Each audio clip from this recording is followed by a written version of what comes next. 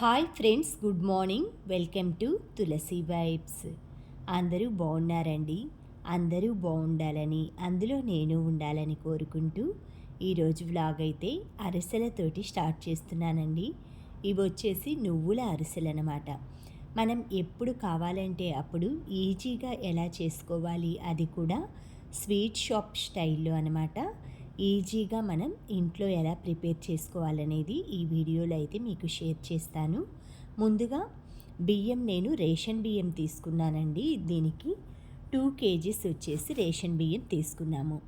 ఎప్పుడైనా కూడా అరిసెలకి మీరు 1 కిలో అరిసెలు చేసుకుంటున్నా కూడా 2 కిలోల దాకా బియ్యం పిండి అవసరం అవుతుంది మనకి. అంటే పాకంలో కొంచెం తగ్గిందనుకోండి, అప్పుడు మళ్ళీ పట్టించటం, తడి బియ్యం నానబెట్టడం అలా కుదరదు. కాబట్టి నానేసుకునేప్పుడే కొంచెం ఎక్స్ట్రాగా ఒక కిలోకి ఒక హాఫ్ కిలో అయినా ఎక్స్ట్రా నానేసుకోండి. నేను చిన్న చిన్న చిట్టి చెక్కలు కూడా చేద్దాము, తడి బియ్యం చెక్కలు అనేసి కొంచెం ఎక్కువే నానపోసుకున్నాను. ఇవి వచ్చేసి 2 కేజీస్ రేషన్ బియ్యం అనమాట. మీరు నార్మల్ బియ్యం అయినా తీసుకోవచ్చు, కానీ ఇవి టేస్ట్ చాలా బాగుంటాయండి ఈ బియ్యంతో చేస్తే. తర్వాత ఈ బియ్యాన్ని 12 అవర్స్ నైట్ అంతా నానపెట్టేసుకొని నెక్స్ట్ డే ఆఫ్టర్నూన్ 12 అవర్స్ నానినాయండి. నానిన తర్వాత శుభ్రంగా క్లీన్ చేసుకొని ఇలా వడసిబ్బిలోటి స్ట్రెయిన్ చేసుకోవాలన్నమాట. అంటే స్ట్రెయినర్ అంటారు కదా, దీన్ని వడసిబ్బి అంటారనమాట. అందులో వేసేసుకొని బాగా కొంచెం వాటర్ అంతా కిందకి స్ట్రెయిన్ అవ్వగానే ఆరపెట్టకూడదు.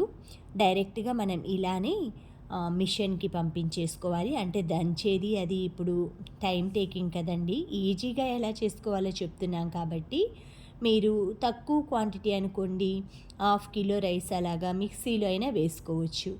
ఇలా గ్రైండర్ నుంచి తెచ్చుకున్న తర్వాత మిషన్ నుంచి 2 సార్లు జల్లించుకోవాలి.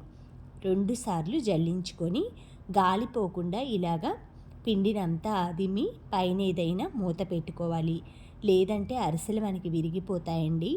చాలా ఇష్టమైన అరిసెలు, మన సాంప్రదాయ వంట కాబట్టి చాలామందికి వచ్చే ఉంటుంది. అవి టేస్ట్గా కొంచెం ఈజీగా ఎలా చేసుకోవాలనేది నేను చెప్తున్నాను. మెజర్మెంట్స్ కూడా 1 కిలో బియ్యానికి వచ్చేసి 1.5 కిలో బెల్లం పడుతుందండి.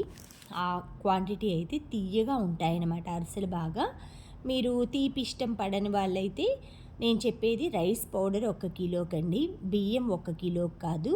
1 కిలో బియ్యానికి వచ్చేసి 3/4 కిలో బెల్లం పడుతుందన్నమాట. పిండి 1 కిలో పిండి వేసామంటే 1.5 కిలో బెల్లం పడుతుంది.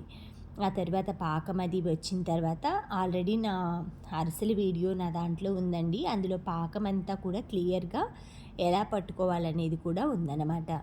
ఇందులో వచ్చేసి నేను అవి పాకం ఎలా పట్టింది అది చూపించలేదు.